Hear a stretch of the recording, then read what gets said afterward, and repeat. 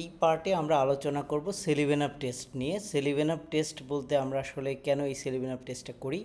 সেলিভেনাপ test মূলত কিটোস থেকে ইলডোসকে আলাদা করার জন্য আমরা এই সেলিভেনাপ টেস্টটা করে থাকি।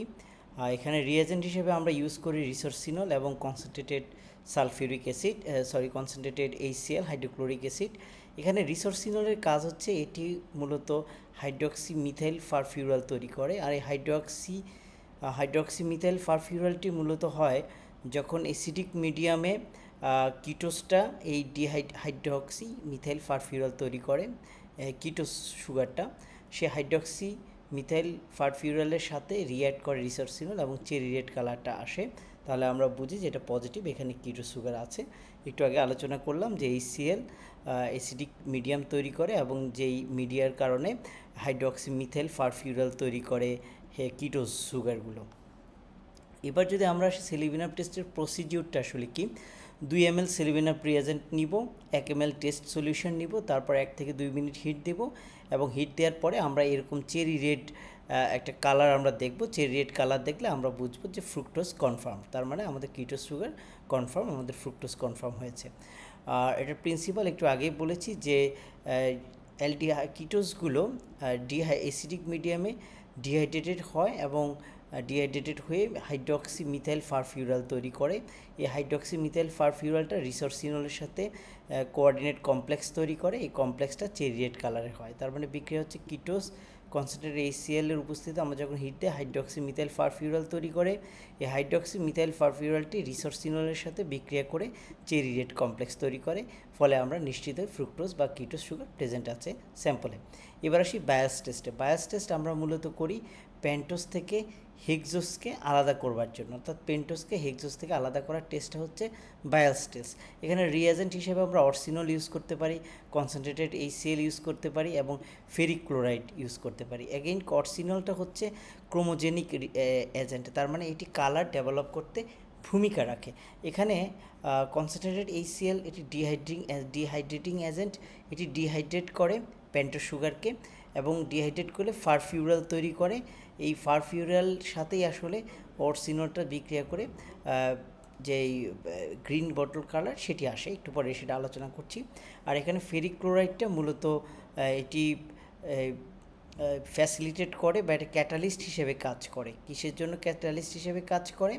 এই যে ফারফিউরালটা তৈরি হলো এবং সেই ফারফিউরালটা যে কমপ্লেক্স তৈরি করলো, কোঅর্ডিনেট কমপ্লেক্স করলো অরসিনলের সাথে, এই পুরো বিক্রিয়াতে ক্যাটালিস্ট হিসেবে ফেরিক ক্লোরাইডটা কাজ করবে। এবার আমরা বায়াস টেস্টের প্রসিডিউরে আসি। 2 ml বায়াস রিয়েজেন্ট নিব, 1 ml কার্বোহাইড্রেট সলিউশন নিব এবং তারপরে 2 থেকে 5 মিনিট আমরা হিট দেব। হিট দেওয়ার পর আমরা বটল গ্রিন কালার দেখতে পাবো। বটল গ্রিন কালার, এই ধরনের বটল গ্রিন কালার দেখতে পাবো। এই বটল গ্রিন কালার দেখলে আমরা নিশ্চিত হব যে আমাদের এই যে স্যাম্পল সেখানে পেন্টোজ প্রেজেন্ট রয়েছে। ব্লু গ্রিন কালার হলে পেন্টোজ আছে, আর যদি কোনো কালার চেঞ্জ না হয় তাহলে আমরা বুঝবো এটি হেক্সোস। এবার আমরা বায়াস টেস্টের প্রিন্সিপালে চলে যাই। বায়াস টেস্টের প্রিন্সিপালে পেন্টোজটা HCl এর উপস্থিতিতে, কনসেন্ট্রেটেড HCl এর উপস্থিতিতে ফারফিউরাল তৈরি করে এবং সেই ফারফিউরালটা অরসিনলের সাথে কোঅর্ডিনেট কমপ্লেক্স তৈরি করে ব্লু গ্রিন কালার তৈরি হয়। প্রথম ফারফিউরাল তৈরি হলো, এখানে আয়রন ক্লোরাইড ক্যাটালিস্ট হিসেবে ভূমিকা পালন করছে, অর্থাৎ ফারফিউরাল তৈরি করলো, সেই ফারফিউরালটা অরসিনলের সাথে কমপ্লেক্স তৈরি করে ব্লু গ্রিন কালার হলো। এবার আসি ওসাজন টেস্ট। ওসাজন টেস্ট এটি মূলত করা হয় আইডেন্টিফাই করার জন্য ডিফারেন্ট রিডিউসিং সুগারকে based on the osazone crystal, অর্থাৎ ওসাজন ক্রিস্টাল ফর্মের উপর বেস করে বিভিন্ন রিডিউসিং সুগারকে আলাদা করার টেস্টটা হচ্ছে ওসাজন টেস্ট। এই ওসাজন টেস্টের রিয়েজেন্ট হিসেবে ইউজ করা হয় phenyl hydrogen hydrochloride, sodium acetate এবং গ্লাসিয়াল এসিটিক অ্যাসিড। আর এখানে বিভিন্ন রিডিউসিং সুগার বিভিন্ন ধরনের ওসাজন তৈরি করে, যেমন গ্লুকোসাজন যেটা দেখতে নিডল শেপের মতো, ফ্রুক্টোসাজন এটিও দেখতে নিডল শেপের মতো, ল্যাকটোসাজন যেটি পাউডার পাফের মতো দেখতে, ম্যাল্টোসাজন যেটি সানফ্লাওয়ারের মতো দেখতে, সুক্রোজ কোনো ধরনের ওসাজন বিক্রিয়া করে না, কারণ সুক্রোজ হচ্ছে নন রিডিউসিং সুগার। আমরা যদি এবার আসি যে কীভাবে আসলে কাজটি করব, আমরা ওসাজন টেস্টের জন্য 2 ml ফিনাইল হাইড্রোজেন সলিউশন নিব, 2 ml কার্বোহাইড্রেট সলিউশন নিব এবং ভালো করে মিক্স করে 20 মিনিটের মতো আমরা বয়েল করব এবং 20 মিনিট বয়েল করার পর আমরা এরকম হোয়াইট ক্রিস্টাল দেখতে পাবো। হোয়াইট ক্রিস্টাল দেখলে আমরা বুঝবো এখানে গ্লুকোজ, ফ্রুক্টোজ বা ল্যাকটোজ বা ম্যালটোজ আছে, কিন্তু সুক্রোজের বেলা আমরা কোনো কালার দেখতে পারবো না, কোনো কালার ডেভেলপ করেনি। এরপর আমরা এটাকে স্লাইড করে কাভার স্লিপ দিয়ে আমরা মাইক্রোস্কোপের নিচে দেখলে আমরা বিভিন্ন ধরনের ক্রিস্টাল দেখতে পাবো। আমরা যদি নিডল শেপ ক্রিস্টাল দেখি তাহলে আমরা বুঝবো এটি গ্লুকোজ, ফ্রুক্টোজ বা ম্যানোজ। এখন প্রশ্ন আসতে পারে কেন গ্লুকোজ, ফ্রুক্টোজ এবং ম্যানোজ তিনটেই কেন নিডল শেপ দেখাচ্ছে? এর মেইন কারণটা হচ্ছে যে আমরা যদি একটু লক্ষ্য করি তাদের স্ট্রাকচারে দেখব গ্লুকোজ, ম্যানোজ এবং ফ্রুক্টোজ এদের প্রথম দুইটা কার্বন ছাড়া বাকি সবগুলো কার্বন, অর্থাৎ 3 নাম্বার কার্বন থেকে 3, 4, 5, 6 সবগুলো কার্বনই দেখতে হুবহু একই রকম। আর এই উৎসর্জন বিক্রিয়াটা মূলত ঘটে এই প্রথম দুইটা, অর্থাৎ কার্বন 1 এবং কার্বন 2, এই দুইটা কার্বনের মধ্যেই উৎসর্জন রিয়াকশনটা ঘটে, বাকিগুলোতে ঘটে না। এই জন্য বাকিগুলো দেখতে হুবহু একই রকম হওয়াতে আসলে এরা নিডল শেপ স্ট্রাকচার দেখায় তিনটেই, অর্থাৎ ফ্রুক্টোজ, গ্লুকোজ এবং ম্যানোজ। এরপর আমরা যদি ম্যালটোজে আসি, ম্যালটোজ দেখতে সানফ্লাওয়ারের মতো দেখতে, সানফ্লাওয়ার শেপ তৈরি করবে এবং ল্যাকটোজ কটন বল বা পাউডার পাফ শেপ তৈরি করবে, তাহলে আমরা বুঝবো এটি ল্যাকটোজ। এবার আসলে আমরা প্রিন্সিপালে যাই উৎসর্জন টেস্টে। প্রথমে রিয়াকশন উইথ ফিনাইল হাইড্রাজিন, ফিনাইল হাইড্রাজিনের সাথে অ্যালডোস্টার রিয়াকশন করে ফিনাইল হাইড্রাজোন তৈরি করে, এরপরে অ্যাক্সেস ফিনাইল হাইড্রাজোন মিলে এখানে একটা স্ট্রাকচার তৈরি করলো এবং তারপরে আবার ফিনাইল হাইড্রোজেন যোগ হয়ে এবার সেকেন্ড কার্বনের সাথে যুক্ত হয়, অর্থাৎ ফার্স্ট কার্বন, সেকেন্ড কার্বন দুইটাকে অক্সিডাইজড করার পরে এরপরে ওসাজন তৈরি যে স্ট্রাকচার হয় এটাকে আমরা ওসাজন বলি। তার মানে আমরা বুঝলাম যে প্রথম কার্বন এবং দ্বিতীয় কার্বনের সাথে আসলে ফিনাইল হাইড্রোজেনটা অ্যাড হয়। এবার আমরা যাই যে music acid test. Music acid টেস্টটা আমরা আসলে কেন করব?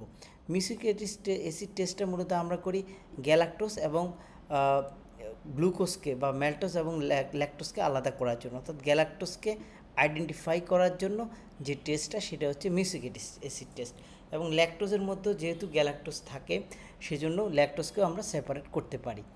এখানে একটা মিউসিক অ্যাসিড ক্রিস্টাল ফর্ম করে অক্সিডেশনের পর, যেটা একটা ক্যারেক্টারিস্টিক কালার, এই ক্যারেক্টারিস্টিকটা দেখে আমরা মূলত বুঝতে পারি যে এই স্যাম্পলে গ্যালাক্টোজ রয়েছে। এখানে রিয়েজেন্ট হিসেবে ব্যবহার করা হয় কনসেন্ট্রেটেড নাইট্রিক অ্যাসিড। আর প্রিন্সিপালটা হচ্ছে গ্যালাক্টোজ এবং গ্যালাক্টোজের যে ডেরিভেটিভস অর্থাৎ ল্যাকটোজ, এরা অক্সিডাইজড হয় কনসেন্ট্রেটেড নাইট্রিক অ্যাসিড দ্বারা এবং এরা ইনসলিউবল মিউসিক অ্যাসিড ক্রিস্টাল তৈরি করে। তার মানে গ্যালাক্টোজটা নাইট্রিক অ্যাসিডের সাথে বিক্রিয়া করে মিউসিক অ্যাসিড তৈরি করে এবং এই মিউসিক অ্যাসিডটা ইনসলিউবল ওয়াটারে, সেটা হচ্ছে আইডেন্টিফাইং ক্যারেক্টার।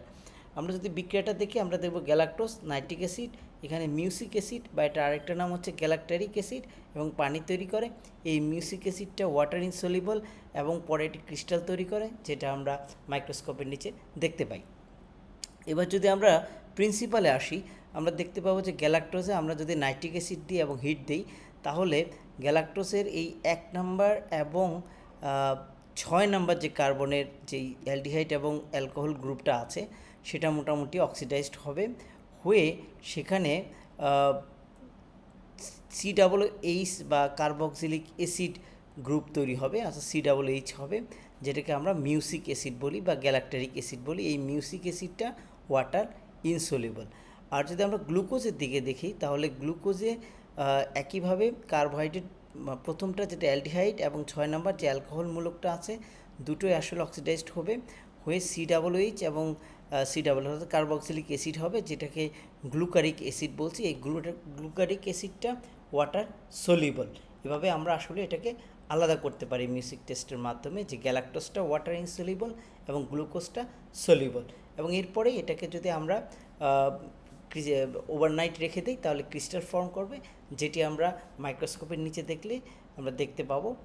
আমরা একটু প্রসিডিউরে যাই যে 1 থেকে 2 ml আমরা টেস্ট সলিউশন নিব, 2 থেকে 3 ml কনসেন্ট্রেটেড নাইট্রিক অ্যাসিড নিব, তারপর আমরা হিট দিব। হিট দেওয়ার পরে আমরা দেখব যে 1/3 কমে যাওয়া পর্যন্ত আমরা হিট দিতে থাকবো, তারপর আমরা ঠান্ডা করব এবং এটাকে ওভারনাইট সেভারাল আওয়ার্স বা ওভারনাইট রেখে দেবো। রেখে দেওয়ার পরে আমরা দেখব যে ক্রিস্টালাইন প্রিসিপিটেট পড়েছে এবং এই ক্রিস্টালাইন প্রিসিপিটেটকে আমরা মাইক্রোস্কোপের নিচে দেখলে আমরা দেখব যে স্যান্ডি বা গ্রেনুলার ক্রিস্টাল শেপের মিউসিক অ্যাসিড রয়েছে। তারপর আমরা যদি একটু দেখার চেষ্টা করি, আমরা যখন হিট দেব তখন এরকম আমরা ইনসলিউবল মিউসিক অ্যাসিড দেখতে পাবো, এই ধরনের ইনসলিউবল আমরা দেখতে পাবো মিউসিক অ্যাসিডটা। এবং তারপরে আমরা যখন মাইক্রোস্কোপের নিচে দেখব তাহলে আমরা এরকম স্ট্রাকচার দেখতে পাবো। এটি হচ্ছে মিউসিক অ্যাসিডের টেস্ট, অর্থাৎ গ্যালাক্টোজ প্রেজেন্ট রয়েছে। তাহলে আমরা একটু ওভারঅল যদি দেখার চেষ্টা করি যে কোন টেস্টের পরে কোন টেস্টটা আমরা করব। আমাদের এখানে কার্বোহাইড্রেট রয়েছে 6টি, স্টার্চ, সুক্রোজ, ম্যালটোজ, ফ্রুক্টোজ, প্যান্টোজ এবং গ্লুকোজ। আমাদের টেস্ট রয়েছে প্রায় 6টি। আমরা কোন টেস্টের পরে কোনটি করব? আমরা প্রথমেই মলিস টেস্ট করব। মলিস টেস্ট মূলত কার্বোহাইড্রেটকে নন কার্বোহাইড্রেট থেকে আলাদা করব। যদি আমরা দেখি কার্বোহাইড্রেট অর্থাৎ মলিস টেস্ট পজিটিভ, অর্থাৎ রিং তৈরি করলো, ভায়োলেট রিং তৈরি করলো, তার মানে কার্বোহাইড্রেট প্রেজেন্ট রয়েছে। আর যদি রিং তৈরি না করে তার মানে নন কার্বোহাইড্রেট রয়েছে। আমাদের যেহেতু এখানে 6টি কার্বোহাইড্রেট, তাই আমরা ধরে নিচ্ছি মলিস টেস্টে সবগুলোই পজিটিভ দিবে। তারপর আমরা আয়োডিন টেস্ট করব। আয়োডিন টেস্টে যদি ব্লু কালার পাই তাহলে পজিটিভ, তার মানে স্টার্চ রয়েছে, পলিস্যাকারাইড প্রেজেন্ট। যদি ব্লু কালার না হয় তাহলে মনো বা ডাইস্যাকারাইড রয়েছে। তার মানে যদি ব্লু কালারটা আমরা দেখি তাহলে আমরা নিশ্চিত হয়ে যাব যে আমাদের স্যাম্পলে স্টার্চ রয়েছে। তারপর আমরা বেনেডিক্ট টেস্ট করব। বেনেডিক্ট টেস্ট মূলত আমরা করি রিডিউসিং সুগারকে নন রিডিউসিং সুগার থেকে আলাদা করবার জন্য। এখানে যদি আমরা রেড কালার দেখি তার মানে আমরা বুঝতে পারবো যে এখানে রিডিউসিং সুগার রয়েছে। আর যদি রেড কালার না হয় তাহলে আমরা বুঝবো যে নন রিডিউসিং সুগার রয়েছে। আমাদের এখানে নন রিডিউসিং সুগার শুধুমাত্র সুক্রোজই রয়েছে, তার মানে আমরা নিশ্চিত হব যে এটি আসলে সুক্রোজ। এবং তারপরে আমরা সেখানে ইনভার্সন টেস্ট করব। ইনভার্সন প্লাস বেনেডিক্ট ইনভার্সন টেস্টটা করব আমরা। ইনভার্সন টেস্টটা কীভাবে করতে হয়? আমরা 2 থেকে 3 ml স্যাম্পল দিব, সেখান থেকে 1 থেকে 2 ml আমরা HCl দিব, তারপর আমরা হিট দিব, হিট দেওয়ার পর ঠান্ডা করব, ঠান্ডা করার পরে সোডিয়াম বাইকার্বনেট অ্যাড করব। সোডিয়াম বাইকার্বনেট অ্যাড করার সময় বুদবুদ করে উঠবে, যতক্ষণ বুদবুদ উঠবে ততক্ষণ আমরা সোডিয়াম বাইকার্বনেট ইউজ করব। যখন বুদবুদটা বন্ধ হবে তখন আমরা সোডিয়াম বাইকার্বনেট ব্যবহার করা বন্ধ করে দিব এবং তারপরে আমরা আবার বেনেডিক্ট টেস্ট করব এবং এই ক্ষেত্রে বেনেডিক্ট টেস্ট পজিটিভ দিবে। তার মানে প্রথম সুক্রোজ বেনেডিক্ট টেস্টে নেগেটিভ দিয়েছে কারণ নন রিডিউসিং ছিল। তারপর আমরা যখন HCl দিলাম তখন সুক্রোজটা ভেঙে গ্লুকোজ এবং ফ্রুক্টোজ হয়েছে এবং দুটোই আসলে রিডিউসিং সুগার। এই জন্য বেনেডিক্ট টেস্ট পরে যখন আমরা ইনভার্সন টেস্টের পরে আবার যখন বেনেডিক্ট টেস্ট করলাম তখন সেটা পজিটিভ দিয়েছে। এবার আমরা বারফয়েড টেস্ট করব। বারফয়েড টেস্ট আমরা মূলত করব মনোস্যাকারাইড এবং রিডিউসিং ডাইস্যাকারাইডকে আলাদা করার জন্য। যদি আমাদের কালার চলে আসে তাহলে আমরা বুঝবো সেটি মনোস্যাকারাইড, আর যদি কালার না আসে তাহলে আমরা বুঝবো সেখানে রিডিউসিং ডাইস্যাকারাইড। আমাদের রিডিউসিং ডাইস্যাকারাইড এখানে একটাই আছে, সেটা হচ্ছে ম্যালটোজ, তার মানে আমাদের ম্যালটোজ কনফার্ম হয়েছে। একটু আগে আমরা সুক্রোজ কনফার্ম হয়েছি। তারপরে আমরা করব সেলিভেনাপ টেস্ট। সেলিভেনাপ টেস্ট মূলত কিটোজ এবং অ্যালডোজকে আলাদা করার টেস্ট। তার মানে যদি চেরি রেড কালার আসে তার মানে কিটো সুগার প্রেজেন্ট, তার মানে ফ্রুক্টোজ প্রেজেন্ট রয়েছে।